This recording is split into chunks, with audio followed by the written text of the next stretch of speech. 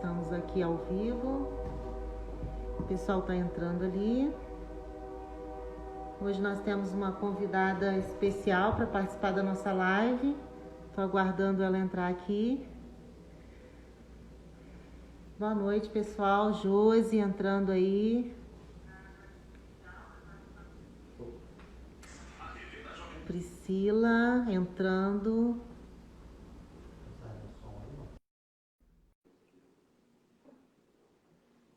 Boa noite, Fernanda. Denise Meirelles. Olá, boa noite. Olá, Priscila. Tudo bem? Tudo bem, minha querida? Estou esperando aqui um pouquinho, o pessoal está entrando aqui. Estava observando as pessoas entrarem. Muita gente aí esperando, né, esse momento para a gente conversar sobre esse momento difícil que a gente está vivendo, né, Flávia? Pois é, eu estou vendo aqui alguns pais, professores, educadores entrando. Sejam bem-vindos a esse espaço que a gente abriu aqui, para esse canal de conversa, tá? É um prazer recebê-los todos aqui. E hoje a gente está com uma convidada especial, que é a Priscila Boy, para alguns educadores, para funcionários aqui do Colégio Verbo Divino. A gente já teve a oportunidade de receber a Priscila em nossa unidade. Hoje você está residindo em Belo Horizonte, Priscila?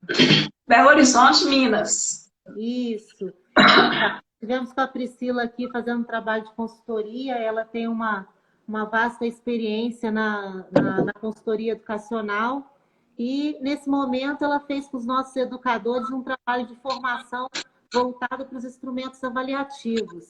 Foi muito interessante esse momento que ela esteve aqui, foi ano passado, né? Focamos na BNCC, onde a gente trabalhou com foco nas habilidades e competências, trabalhando mesmo as questões avaliativas, perpassando por todos os segmentos, né? Passando ali educação infantil, anos iniciais, anos finais, até mesmo o Enem, né? As provas, os vestibulares, essas provas externas, o que espera, né? E como o nosso educador precisa se preparar para isso. Fizemos um momento de formação e não esperávamos que hoje estaríamos aqui de forma remota, tendo que contar, mas é um prazer, né? Contar com você novamente nesse novo cenário que nós estamos vivendo. Eu acompanhei alguns trabalhos seus aí nas redes, né? A própria live, falando muito sobre esse trabalho remoto, a própria questão da legislação. E aí a Redes Deva achou muito importante convocar você, te convidar, trazer para falar para as nossas famílias. Então, hoje o objetivo dessa live, gente, está com uma estratégia diferente da última que eu fiz, porque a última que eu fiz, nós tínhamos os canais abertos aqui para pergunta, e essa, como a gente precisa dividir a tela, e temos a participação de uma convidada, né, especial, a nossa opção foi abrir esse canal antes. Então, os pais, eles estiveram encaminhando as suas perguntas, não só por e-mail, mas no próprio canal do Instagram e Facebook, onde a comunicação administrou isso. E a gente fez um compilado de todas as dúvidas, de todas as perguntas, para fazer agora um bate-bola com você aqui. Então, eu anotei algumas coisas, tá? Como eu tenho acompanhado o seu trabalho, tenho certeza que você vai poder contribuir muito conosco. Os pais que participaram, eu já queria até agradecer, tá? Porque, assim, é muito legal receber essas perguntas, essas dúvidas, né? Esse pai que está em casa aí muito preocupado, como que vai ficar. Então, a gente vê com o jeitinho que cada um tem de direcionar, foram muitas perguntas, a gente compilou tudo isso e tenho certeza que esse espaço aqui vai ser um espaço muito produtivo, tá? Quem não for contemplado aqui nesse espaço, pode também nos encaminhar, que a gente está aqui recebendo essas perguntinhas de vocês. Só não está aberto mesmo agora por conta da estratégia que foi adotada, tá bom? Priscila, antes da gente começar, eu queria falar com você sobre o momento que nós estamos vivendo aqui em Barra Mansa, no Colégio Verbo Divino, né? não muito diferente dos outros, mas a gente já está num caminhar onde a gente deu continuidade nos instrumentos avaliativos, tá? Então, nós tínhamos já em alguns segmentos umas avaliações feitas, já aplicadas no ensino médio, no ensino fundamental, anos finais. E aí a gente, assim que o nosso plano de educação foi aprovado, que a gente teve que apresentar para a inspeção, foi assim, muito bacana o retorno da inspeção, que estava tudo ok e que a gente podia rodar. A gente deu um passo a mais. Vamos continuar com os instrumentos avaliativos para garantir uma certa segurança para as famílias de que a gente tem um planejamento, a gente sabe que a gente está fazendo. Então, a gente caminhou nisso, os alunos já estão praticamente em alguns segmentos fechando as avaliações do primeiro trimestre, e esse avançar também, tivemos algumas mudanças dentro da plataforma, né? Eu até peço desculpa, nas últimas semanas nós vivenciamos aí uma migração do e-mail institucional, que é algo que é para trazer realmente mais segurança e controle na plataforma. O Colégio Verbo Divino ele não teve problemas com hacker ou com exposição de aluno e professor, mas antes mesmo que isso aconteça, nós estamos trabalhando incansavelmente para evitar esses problemas. Então, uma certa mexida que nós demos num segmento do ensino médio, do nono ao ensino médio, trouxe até uma instabilidade na plataforma, mas a gente arca com esse compromisso e está aqui dando apoio, mesmo que demore no suporte a todos individualmente, né? E aí a gente avançou, só para te dar um norte de onde a gente está. O que a gente percebe é que, assim, da noite para o dia, tudo mudou, né? E a gente precisou ingressar nesse novo desafio, né? Como se desconstruiu? Eu lembro que na sexta-feira, quando a gente parou, o ensino médio tinha uma prova no sábado, que a gente ainda estava discutindo se mantinha a prova ou não, né? E aí a gente parou tudo e zerou. Começamos a pensar um novo cenário. Eu queria que você falasse um pouco sobre esse desconstruir da educação, né?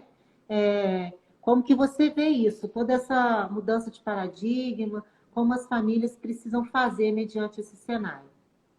Ok, então, em primeiro lugar, eu queria agradecer o convite para estar aqui com vocês nesse momento, que é um momento de muitas inquietações para a família, para os professores, para a escola, para todo mundo, né? Eu estou muito feliz com a possibilidade de estar conversando com uma escola que eu conheço pessoalmente, que eu estive, porque quando a gente conhece o projeto da escola, a realidade da cidade, a gente tem mais elementos para a gente poder falar com propriedade. Então, uma coisa que eu fiquei muito encantada quando eu estive aí é porque vocês têm um projeto de rede, né? Vocês são uma rede sólida, vocês são uma rede que estão há muitos anos na educação. E quando eu fui convidada para fazer a formação aí de vocês, foi na tentativa de tentar fazer a adequação do projeto que vocês têm muita clareza das intenções educativas, que é fazer a implantação da Base Nacional Comum Curricular. Os pais que estão nos ouvindo não têm nenhuma obrigação de saber de legislação, por isso eu vou falar rapidamente que a base ela é um documento normativo, a escola tem que implantar e ela regula os currículos do país inteiro. Então, o prazo de implantação da base é esse ano 2020. Todas as escolas do país deveriam iniciar o ano com seus currículos reformulados. Então, a Rede Esdeva, o que ela fez? Ela fez toda uma visita no projeto pedagógico das escolas, ela fez todas as adequações necessárias e começou a entender que era necessário formar a equipe. E eu entrei nesse processo formativo, entrei na escola para a gente pensar não só um novo currículo, mas também novas formas de avaliar. Porque a gente sabe que um novo currículo exige novas formas de avaliação. Então, eu conto isso para as famílias para vocês entenderem que esse ano de 2020 foi um ano muito sonhado. Foi um ano muito planejado por essa escola. Foi um ano que não nasceu esse ano, ele nasceu desde o início do ano passado, onde essa escola se reuniu várias vezes, se reuniu partilhando ideias, vendo qual que é a melhor proposta para os filhos de vocês, organizou espaços, teve escola que teve que fazer sala diferente, mudar espaços, arranjos de horários. Esse corpo docente dessa escola, ele estava todo preparado para esse ano implantar um projeto muito novo. E aí a gente inicia o ano cheio de expectativa e, de repente, logo no início, vem essa pandemia, que foi algo que ninguém planejou, que ninguém desejou, que ninguém tem culpa. Pai não tem culpa, professor não tem culpa, escola não tem culpa, governo não tem culpa. A pandemia veio e a gente, nesse momento, é desafiado a extrair desse momento o que a gente puder extrair de melhor. Porque a gente vai ter perdas, mas a gente também pode ter ganhos. E quando você fala em mudar paradigmas, um dos ganhos que a gente pode ter nesse momento é mudar a nossa mentalidade, a nossa forma de pensar. A gente precisa quebrar alguns paradigmas, e um deles, que já ia ser quebrado nesse ano com a Base Nacional, é de que o conteúdo é tudo na vida. O conteúdo não é tudo na vida. Alguns pais, às vezes, ficam ansiosos. Nossa, como é que vai ser? Meu filho está perdendo matéria, está perdendo conteúdo. Gente, a base estava nos convidando a trabalhar com competências e habilidades. O que é isso? O conteúdo está lá no meio, ele é muito importante, ele também vai ser trabalhado. Mas ele sozinho não muda ninguém. Então, a base, ela nos levou a fazer o quê? Vamos pensar em outras dimensões, não só a dimensão cognitiva, o conteúdo. Vamos pensar no ser humano, no indivíduo, na humanização, na comunicação. Vamos pensar no digital. A base está recheada de tecnologia. A base estava avisando, escola, vamos trabalhar com as ferramentas digitais, o aluno é digital.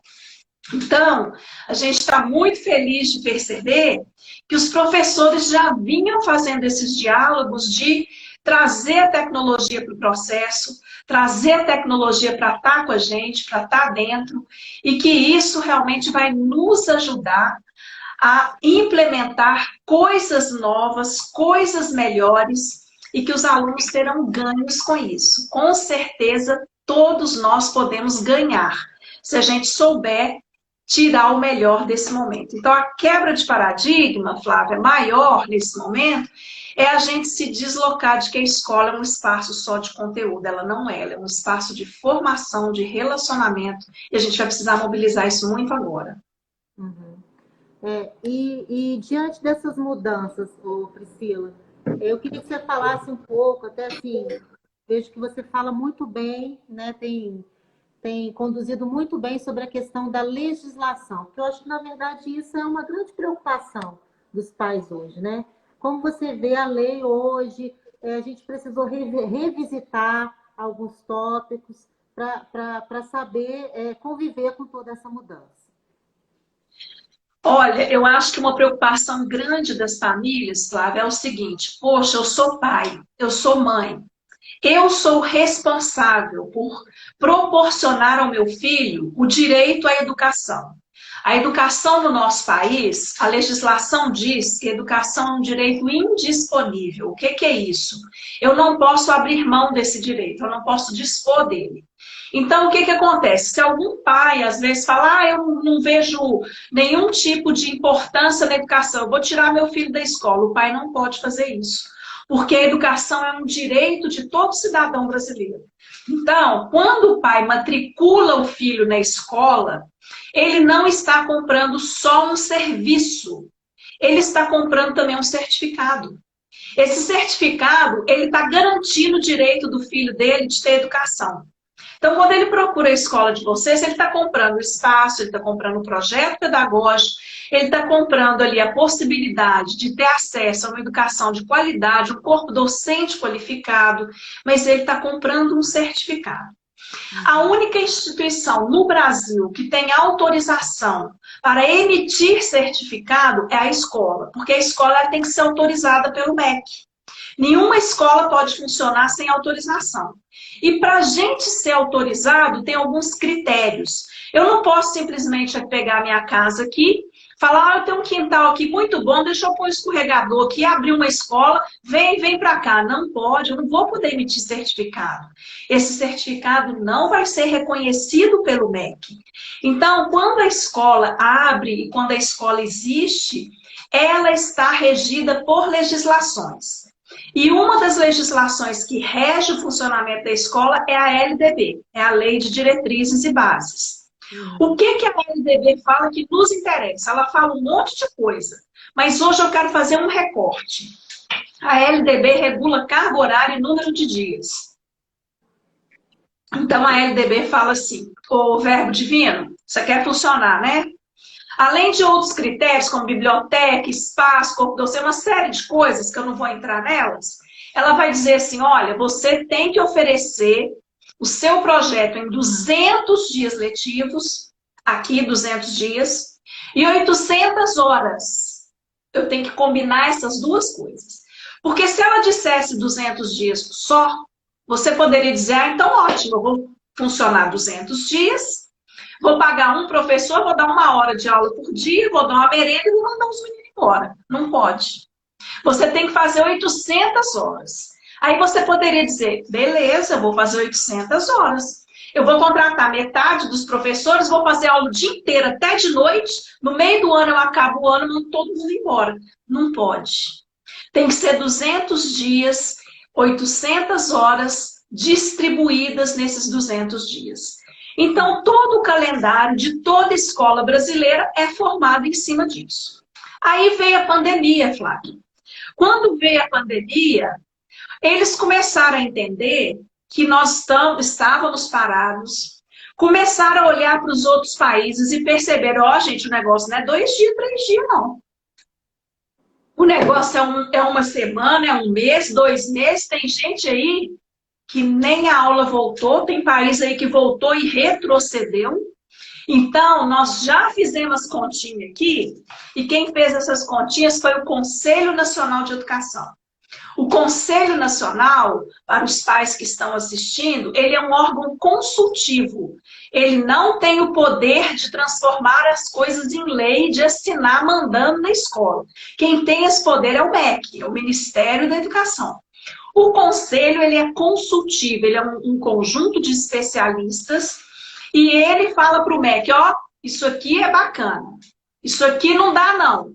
Então, eles mandaram para o MEC umas diretrizes e eles falaram assim, ó, já fizemos as contas aqui, se a gente continuar agarrado nesses 200 dias, não vai prejudicar os alunos. Vai entrar em 2021, ano que vem vai ter problema, então vamos fazer o seguinte, vamos deixar a escola não cumprir 200 dias presenciais. Vamos abrir mão aqui, mas não vamos abrir mão aqui não. Às 800 horas o aluno tem direito. Mas como que nós vamos fazer para dar essas horas remota?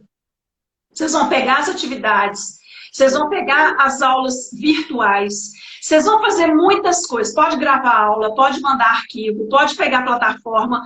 Essas 800 horas vocês têm que mandar para o aluno. Nós não vamos abrir mão aqui, nós vamos abrir mão aqui. Então, eu queria dizer para os pais que quando a escola manda as atividades e está fazendo o planejamento e está enviando, isso vai valer para o certificado do seu filho. Fique tranquilo. Depois, qual que é o medo do pai? Eu volto. Isso tudo que meu filho fez não vai valer? O Conselho Nacional diz que vai valer e o MEC já homologou. O MEC falou, vai valer sim. Só que a escola vai ter que provar. A escola vai ter que provar que ela deu. Porque uma coisa é ela chegar lá e falar, ah, eu mandei um monte de coisa, o aluno que não quis fazer. Não.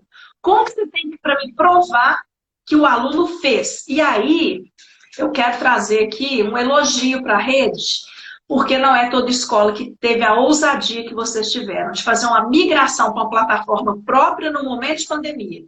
Você pagou um preço, né, Flávia? Deu uma bagunçadinha aí. Você pagou um preço, mas os seus pais têm que te aplaudir. Sabe por quê? Porque você hoje tem todas as provas na sua plataforma. Se eu jogo isso no Google, se eu jogo isso em plataformas públicas, como que depois eu vou pegar isso, documentar? E outra coisa muito séria que você falou é a segurança. Eu já tive 2 escolas aqui, 2 que eu dou consultoria. Uma, sabe o que aconteceu? Deixaram o e-mail do aluno, não fizeram o e-mail da plataforma, não. O e-mail de plataforma própria é ambiente seguro. Sim. O menino entrou com o e-mail dele lá, o Gmail. O outro foi invadido por um hacker, eles postaram um monte de pornografia, os meninos tudo acessando pornografia ali, foram descobrir depois. Outra coisa que aconteceu também foi a questão de pais passando atrás, passando, né, fazendo algumas gracinhas, pessoa de camisola, coisas assim que na plataforma controlada você tem como ver quem realmente está fazendo essas coisas. Então, em resumo, a legislação hoje permite que você envie as atividades remotas, desde que elas sejam documentadas, desde que você tenha como provar que o aluno acessou e você tem isso na sua plataforma, e que essas Criar atividades sejam indícios, né, aproveitadas. Priscila? É Oi? o que a gente chama de criar indícios, né? Indícios de que tudo Exatamente. foi feito. Então, hoje, se você entrar, Isso você mesmo. tem tudo lá, você tem todo o seu respaldo. Exatamente. Inclusive o Assim, menino logou, né? a gente tem um trabalho muito sólido e muito firme, né, de muita responsabilidade. Já não é esse tempo mais, mas até algum tempo atrás, a gente ouvia dizer assim, o Verbo Divino demorou a iniciar com o trabalho. A gente fez toda uma estrutura, falei disso na minha outra live, assim, as pessoas têm opções, elas podem optar por fazer um trabalho livre, no Instagram, numa rede, no link da Zoom. Isso é um tipo de trabalho. A gente optou por uma plataforma segura, né? E agora, cada vez mais, a gente vem aprimorando. Eu acho que a gente vai precisar cada vez mais desse espaço virtual, mesmo que as aulas remotas elas terminem, a gente vai precisar muito desse espaço lá na frente. E é essa segurança que a gente quer trazer à família que contratou o serviço, né? O foco aqui hoje não é esse, mas eu sei que a gente deve um trabalho que foi contratado. E que a própria Priscila disse hoje, nós vamos ter que voltar para fazer, né? A gente tem 800 horas para cumprir. Vai se validar muito do que está fazendo, vai se aproveitar muito do que está sendo feito, principalmente os instrumentos avaliativos, mas a gente vai precisar trabalhar dobrado depois, né? E para isso também a gente está se preparando. Mas, Priscila, eu queria que você falasse um pouquinho de um ponto que, assim, para mim é fundamental falar hoje, nessa noite. É sobre a questão da rotina, tá? Porque, assim, isso é algo que é muito difícil. A gente sabe que hábito se faz por repetição, né? Ninguém aprende do nada a escovar o dente, né? Você tem que ficar no pé do garotinho ali, pedindo para ele fazer o tempo todo, até que daqui a pouco, hoje, enquanto adulta, eu não consigo terminar minha refeição sem fazer uma escovação, né? Então, as famílias estão tendo muita dificuldade, porque foi dado a elas algo que não era delas, né? E a gente tinha protocolo, a gente tinha hora para tudo, a gente tinha organização, a gente tem, a gente só suspendeu, né? E agora deu para essa família. O que você teria assim, de contribuição para trazer para essa família que precisa, todas as faixas etárias mesmo, todos os segmentos, e que está passando por essa dificuldade mesmo de manter essa questão da rotina? Tá, a rotina nos estudos, gente, eu gostaria de até aproveitar essa oportunidade para trazer para as famílias alguns estudos na área de neurociência, que a neurociência estuda o funcionamento do cérebro. E se aprender é coisa do cérebro, a gente precisa, então, entender como que o cérebro funciona. E a gente já descobriu, já tem tudo publicado, que o cérebro ele gosta de algumas coisas, ele gosta de repetição. Então é importante que esse aluno faça as atividades. Quando ele voltar também para a escola presencial, ele teve aula ali, por que existe para a casa? Para que ele possa se assentar, para que ele possa desenvolver responsabilidade, autonomia, compromisso e para que ele possa revisar aquilo que foi dado na sala de aula.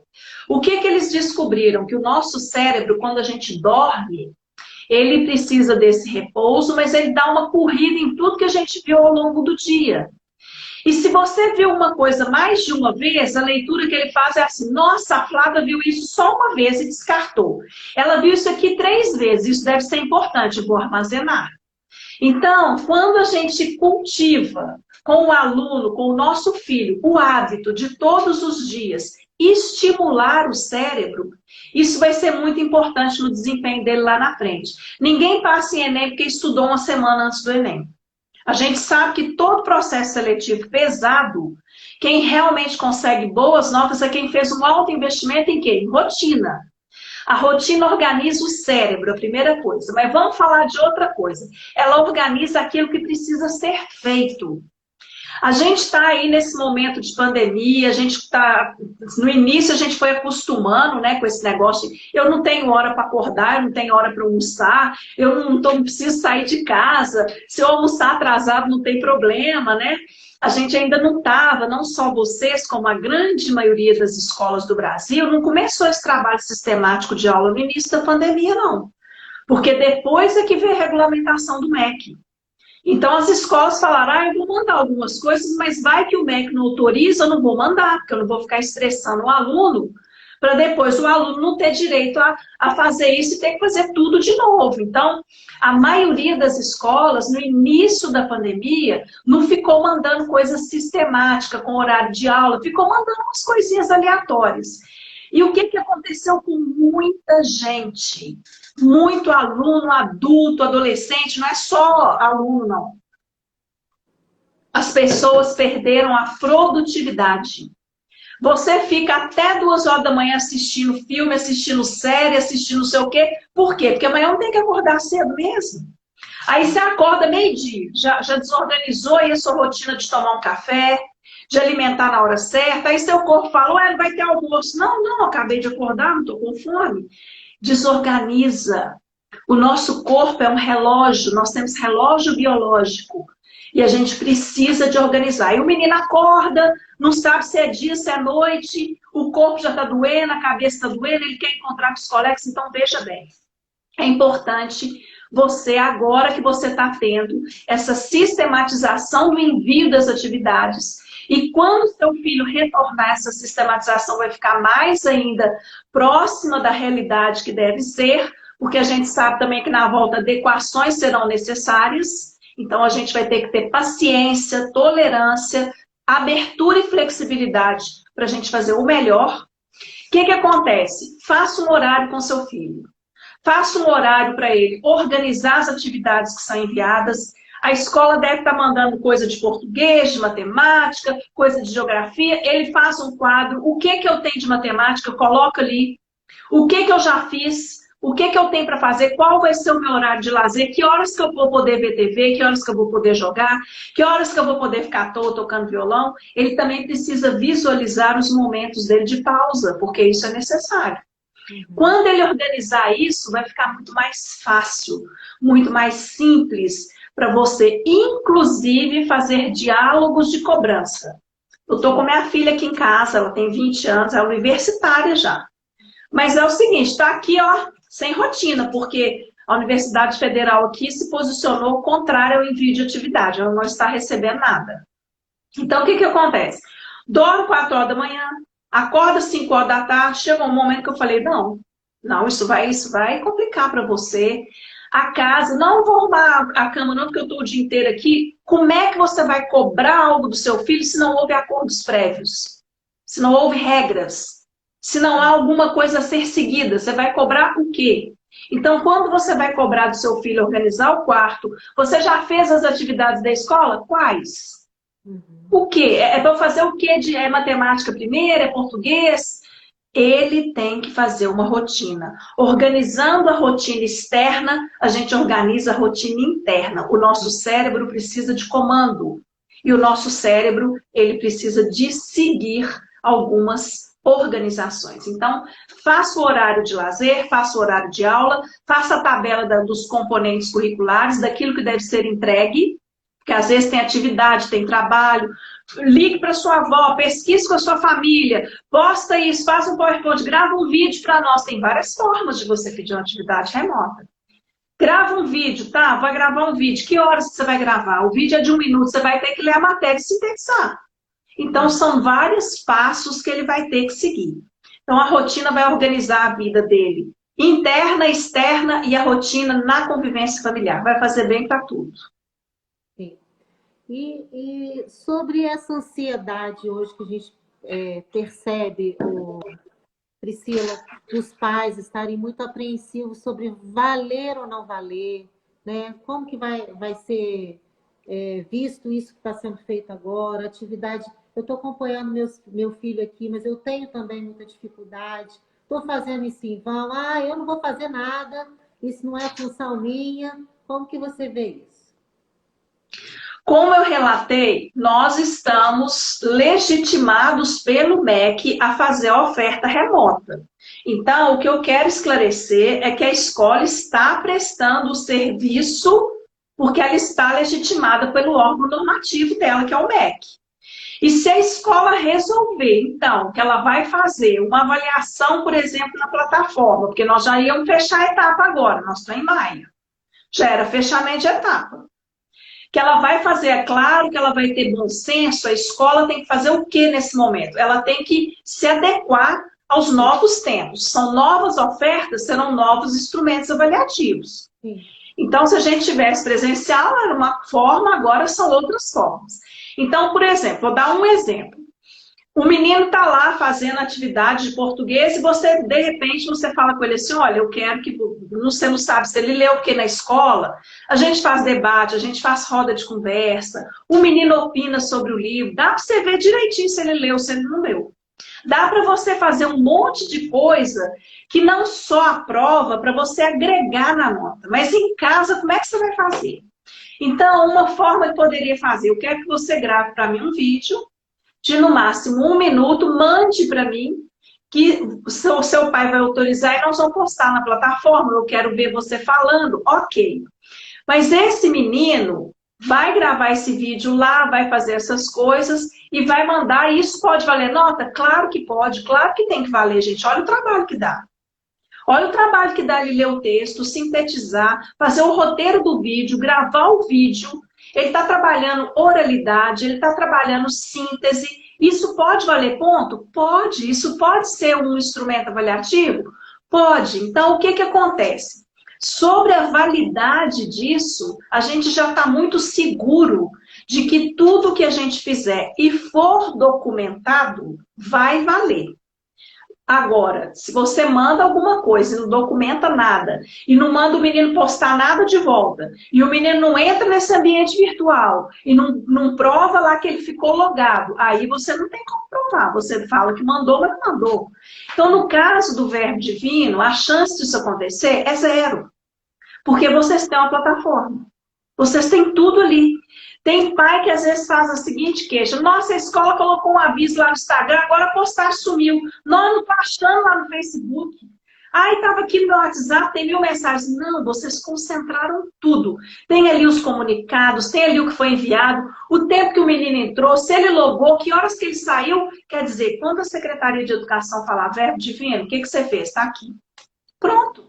Não tem como contestar. Está tudo legitimado, legalizado. Agora, eu quero trazer uma questão, Flávio. Os pais às vezes se preocupam, mas meu filho está aprendendo? Porque isso é realmente, tá mandando, ele está fazendo, mas ele está aprendendo? Lá nesse documento que o MEC autorizou a escola a enviar as atividades, ele falou uma coisa muito importante para a escola. Falou, ó, quando esses meninos voltarem, vocês vão ter que fazer uma avaliação diagnóstica neles. Vocês vão ter que fazer uma prova diagnóstica, não é para assustar o menino, não é para valer nota. Sabe quando você está com uma dor de cabeça, uma dor aqui, o médico... Né? Oi? Oi? A questão da prioridade. O que é prioridade, né? O menino vai ter que mostrar para você qual que é a dificuldade dele, porque nós vamos chegar com os meninos com níveis diferentes. Porque tem menino que ele aprende muito bem sozinho em casa, tem menino que não, que precisa de uma mediação maior. Às vezes o pai não sabe como fazer isso. Tem menino que estudou muito, tem menino que deixou tudo para casa. Então, a gente vai receber os alunos em níveis diferentes. E lá no documento do MEC fala, faz uma prova diagnóstica, que é um raio-x, e aí, diante disso, você vai criar estratégias de nivelamento. Nós vamos ter que investir em nivelar os meninos. Então, os pais têm que ficar tranquilos de que a escola ela já está se organizando para quando o aluno voltar, ela tem instrumentos aí para ajudá-la a dar continuidade ao projeto, certo? Sim. É muito interessante essa fala sua sobre avaliação. Quero complementar sobre a questão de a gente aproveitar tudo que está sendo feito, né? É um olhar amplo sobre a avaliação, né? É algo muito interessante, é um trabalho que já se faz no dia a dia, se você valorizar tudo que o aluno faz, e agora, uma vez remoto, a gente vai ampliar ainda mais esse olhar. Esse fim de semana eu estive no Rio, tive contato com uma família, onde também está numa escola de ponta do Rio, né, na Barra, e eles lá, eles ainda não começaram o processo de avaliação. E o menino, adolescente, virou e falou assim: ah, vai fazer essa prova, como que vai ser isso? Pensando, né? Vai ser uma balela, né? A gente que tem um trabalho muito bem construído sobre avaliação, e você até nos ajudou nessa formação, a gente sabe que avaliar é um processo muito amplo, né? E aí o menino acha que nós vamos botar lá uma prova como o ensino médio já está fazendo, lá, prova integrada, ou uma prova de português, uma prova de matemática, um simulado no Google Form, ele vai fazer com os pés nas costas. Não é muito bem isso, né, Priscila? Uma vez que quando você faz uma avaliação, você tem diversas formas, diversos olhares sobre aquela avaliação. Então, a gente pode, sim, aproveitar instrumentos avaliativos como um vídeo, como um texto que ele manda, como uma poesia, como até uma prova, que ela vai ter um outro olhar, né? Onde ele precisa desenvolver outras habilidades e competências para chegar a fazer aquela prova, a evoluir naquela questão. Onde ele precisa pesquisar A com B para somar e chegar numa conclusão e trazer ali o resultado daquela questão. Então, a resposta lá para aquele adolescente que eu conversei no fim de semana não é bem assim, não. Tá? Você vai ter que pesquisar, você vai ter que se debruçar, né? A prova não é só isso, não é pergunta e resposta, é um contexto mais crítico. Né? Então, olha como a gente tem uma visão deturpada até do sistema de avaliação. Então, eu queria trazer essa reflexão também, porque você pega lá as provas dos meninos, não tem gabarito. Ah, mas o verbo divino agora, ele vai meter a mão na prova. Não é isso, gente. É um fazer com muita responsabilidade e com foco em habilidades, né? Com certeza. Eu acho que a gente também precisa pensar, sabe, Flávia, que o próprio MEC, o próprio conselho, falou o seguinte: vamos focar no que é essencial? A gente está vivendo um momento atípico. Porque a base nacional, o currículo, ele é o mínimo que a escola tem que dar. A escola pode dar mais. E o verbo divino dá mais. Por quê? Porque é uma escola grande, robusta, já tem uma tradição. Ela não dá só aquele mínimo ali que o MEC mandou. Qual é a orientação do MEC agora? Escola. Não fica fazendo muita firula, não. Não fica dando muito mais, não, porque nós não temos carga horária para isso, não. Mas você não deixe de dar a base nacional. Vai focar nisso. Porque isso não vai prejudicar o aluno. Porque o Enem vai ser sobre isso, porque o SAEB, que é o Sistema de Avaliação, vai ser sobre isso. Então, se você der isso, tá ótimo. Então, é a mesma coisa assim, você vai fazer um jantar rápido ali, ao invés de você ficar fazendo uma carne, fazer um molho para colocar por cima, pôr um queijo, gratinar, não, faça a carne ali, o arroz, o feijão, alimenta do mesmo jeito e tá ótimo, e na outra refeição a gente come mais coisa. O que o MEC está dizendo é isso. Então, quando você traz que a avaliação, não é porque a avaliação vai usar instrumentos virtuais que ela vai ser banalizada.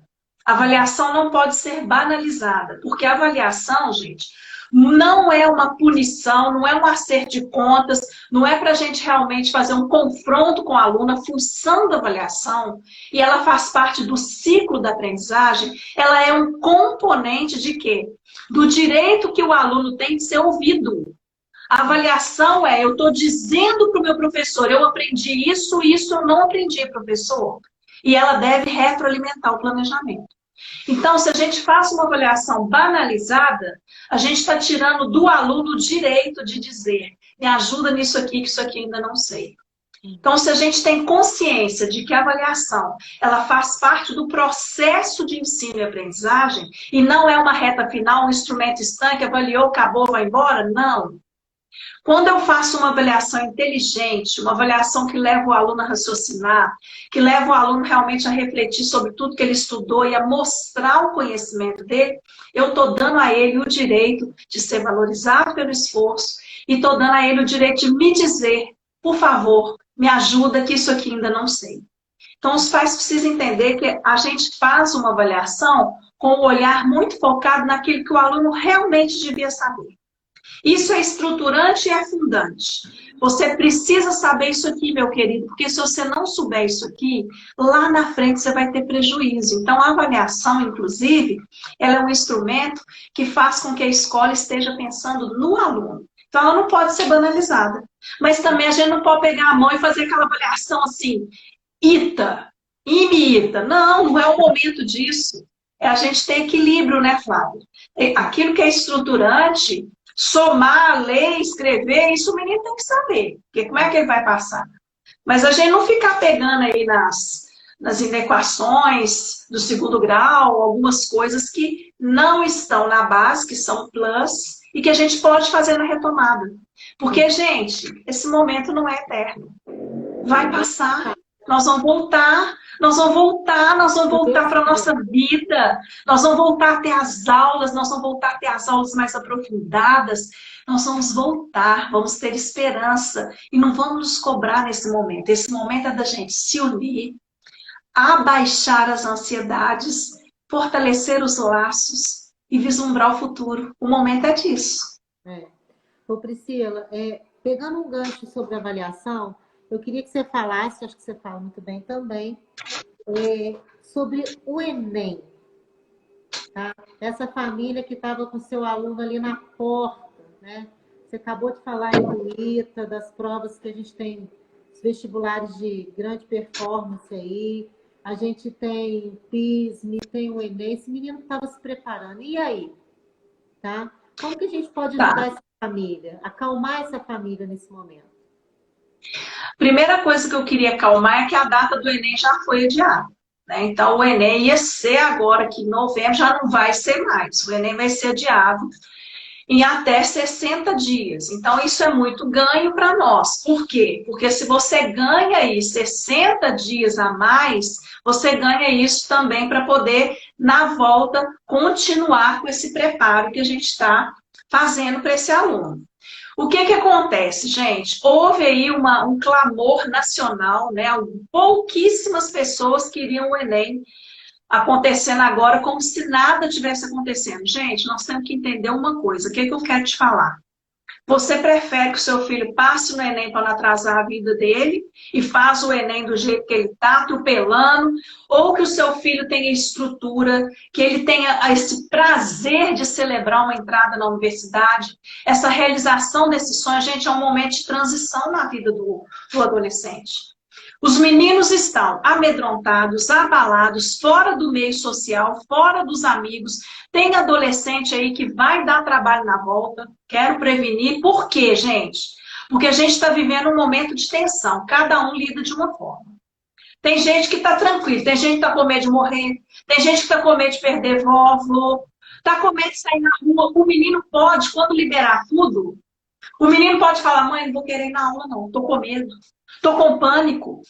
Quando ele pisar na escola, pode desabar, chorar. O emocional, gente, vai transbordar.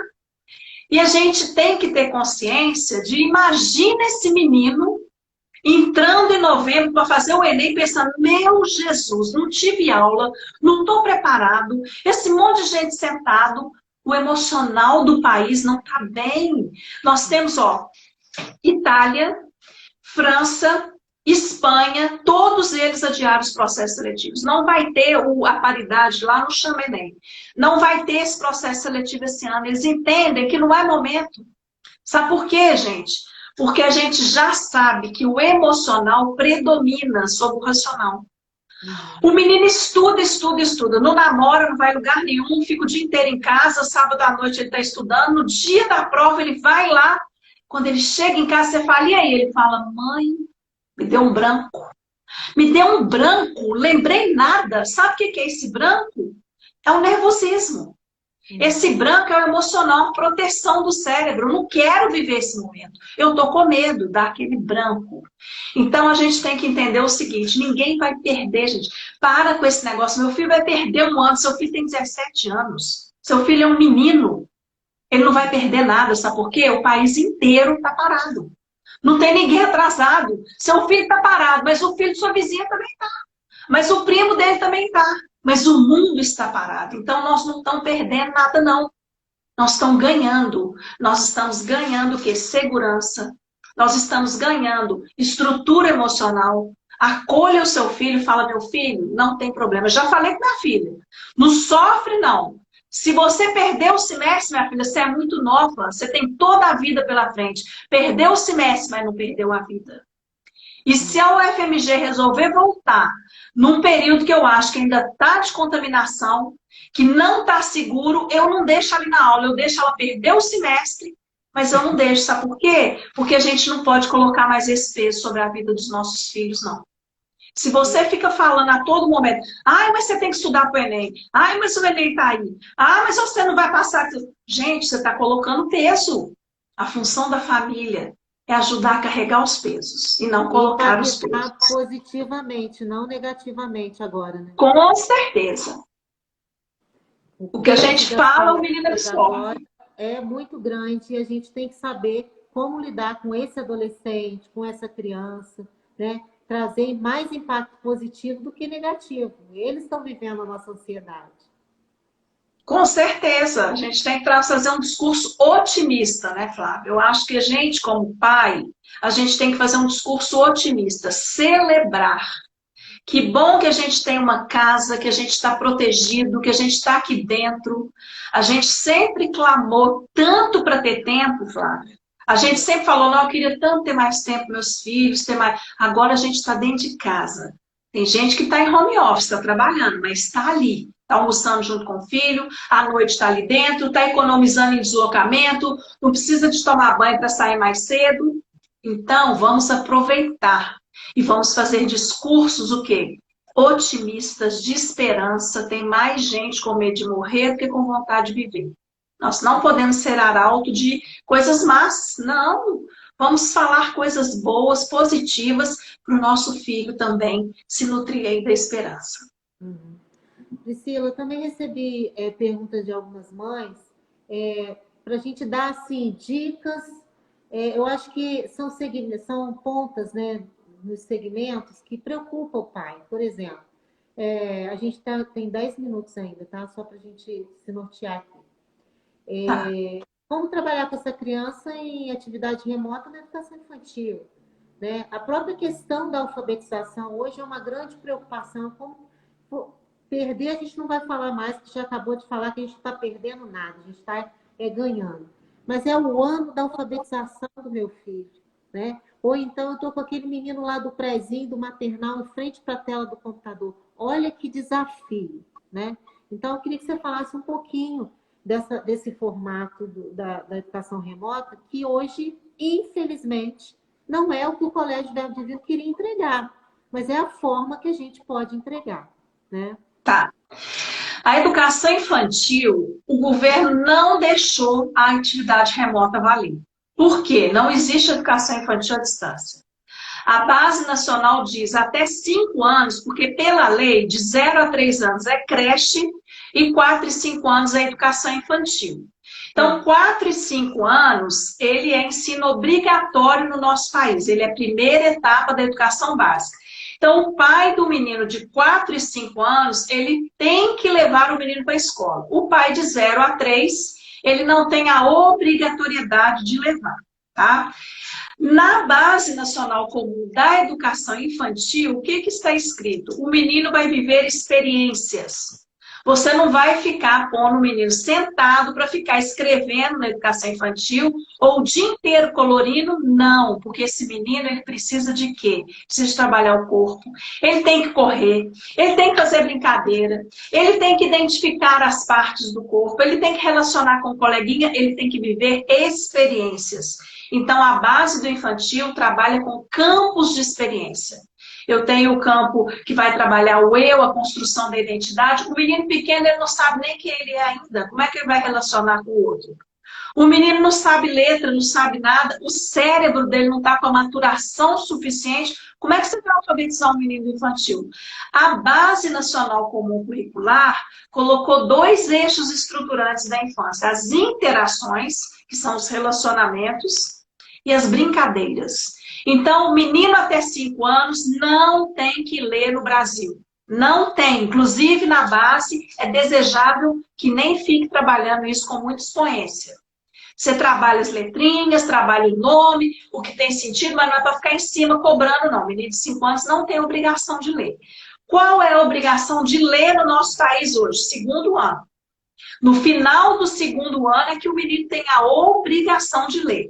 Então, se o seu filho às vezes é mais lento, no 1º ano ele ainda não está lendo, ok, ele está dentro da lei. A lei fala, é 2º ano. A maioria dos meninos da rede particular lê antes, porque eles têm um ambiente rico em casa, alfabetizador, pais escolarizados, isso conta. Nós temos muitas crianças no país, Flávia, que os pais não sabem ler e escrever. Como é que esse pai vai ler uma historinha? Como é que esse pai vai conversar sobre algumas coisas de letras? Não tem um ambiente favorável.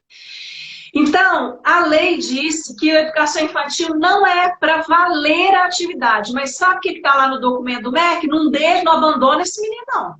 Não é porque não vai valer que você não vai mandar o quê? A professora contando uma historinha, cantando uma música, porque o menino com a professora da educação infantil, ele cria um laço. Ele cria uma conexão. Gente, o menino tem 2 aninhos. Ele passa 4 horas e meia com a professora todo dia. Se você somar isso, talvez o mesmo tempo que ele passa com a mãe. E, de repente, essa professora some. De repente, esses coleguinhas somem da vida dele. Então, o infantil... Esse vínculo, né? Isso, é para você manter o vínculo, é para você mandar orientações para a família. Família, faz isso assim, assim com seu filho. Faz essa receita. Quando você estiver fazendo receita, deixa ele tocar na farinha para ver a textura. Fala com ele, o copo está cheio, o copo está vazio. Orientar a família, tá? Então, em relação à educação infantil, é realmente manter o vínculo, mas ele deixou uma coisa, vou resumir por causa do tempo.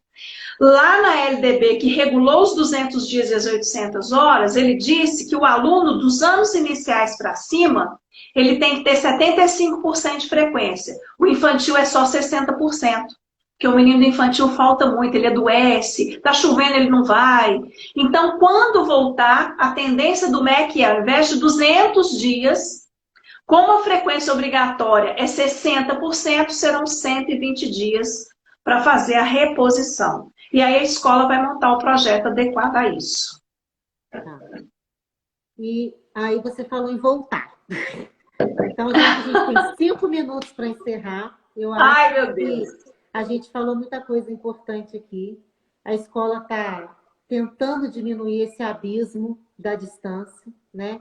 Exercitando todos os dias essa questão do equilíbrio, e a gente precisa, nos nossos lares, exercitar essa questão do equilíbrio, né? A gente está percebendo que isolamento, ele é isolamento da distância mesmo, social, não é isolamento afetivo. Então, hoje é muito importante a gente trazer isso para a gente. Eu tenho certeza que a gente vai conseguir voltar e retomar com muito sucesso a nossa história no Colégio Verbo Divino. Essa escola vazia não é nada, mas a gente vai ter que voltar com responsabilidade. E aqui no estado do Rio, muito já se fala sobre essa volta, tá? No centro do Rio já soltou uma nota, a gente não sabe ainda se é oficial, mas já se fala em datas de volta, né? Aqui mesmo, em Volta Redonda, saiu alguma coisa. O nosso prefeito já vem falando com a gente devagar sobre a necessidade de voltar, e voltar com responsabilidade, né? Então, como você vê esse desafio hoje do pós-pandemia? Tá, então, como o nosso tempo está pequeno, eu vou resumir. Voltar com segurança, sem ela não se volta. Não é porque fulano, ciclano falou que tem que voltar. Segurança, protocolos sanitários, a escola tem que observar isso. É álcool gel, é máscara, é distanciamento, é olho nos meninos, conscientização. Famílias, ajudem. Ajudem, não resistam. A escola fala uma coisa, às vezes o pai fala, ele está sufocado com a máscara, tem que colocar. Tem que lavar de meia em meia hora a mão, orientar os filhos, então, observar a segurança e celebrar. A gente tem que voltar com gratidão, voltar com alegria, chegar na escola, receber os alunos com festa, os professores com festa. Os professores estão trabalhando de manhã, de tarde, de noite. Eles estão gravando vídeo, eles estão fazendo coisas que eles nunca fizeram. Esses professores têm que ser aplaudidos. Esses alunos têm que ser aplaudidos. A gente tem que fazer uma festa, andar pela escola, andar pelos espaços e cada passo dizer, obrigado, meu Deus, eu estou vivo, eu saí dessa, eu estou aqui dentro. A escola sem gente não é nada. Então, vamos juntos programar uma volta otimista, olhando para o futuro. Ai, eu não vejo essa hora, gente. Se Deus quiser. Atender pais, a gente já está atendendo. Pai que tiver dificuldade, liga para a Rosângela lá na recepção, marca o seu horário, você pode agora falar com a coordenação, você pode falar com a orientadora educacional que está tendo dificuldade com a atividade remota do seu filho, né? E eu espero mesmo que a gente possa voltar com essa alegria, fazendo festa, sair com os meninos no corredor, sair, aplaudir os professores quando eles voltarem, chega a me arrepiar para falar disso. E eu acho que é por aí mesmo. Olha, Priscila... Abrir a escola para os pais. Venham, pais, vamos andar junto. Nós estamos de volta. Vamos fazer uma festa. Vamos agradecer a Deus pelo fato de nós termos juntos saído dessa. É isso mesmo. Para viver esse momento novamente, né? Com certeza. Ô, Priscila, eu queria te agradecer, porque eu estou imensamente feliz com a sua participação aqui hoje. Eu que agradeço. Contribuiu muito. Quero mandar um beijo especial para os educadores que estão aí se reinventando. Isso! Cada dia mais eu me apaixono pela profissão, ao vê-los se dedicando tanto. São pessoas, e são pessoas que estão sofrendo pela garantia dos seus empregos, fazendo diferente. Quero mandar exatamente, ó. Um beijo para eles. Para as famílias que estão se dedicando com seus filhos, que estão nos procurando, que vêm pedir ajuda. A gente está aqui, sim, para dar esse apoio para você. E Priscila, com certeza, receber. Tá bom, eu agradeço. Quando eu for, eu quero participar da festa, tá? Com certeza, você está convidada para a festa. Tá bom, gente. Fica com Deus, boa noite. Obrigada pelo convite, viu? Um abraço. Fica com Deus. Tchau. Podemos encerrar.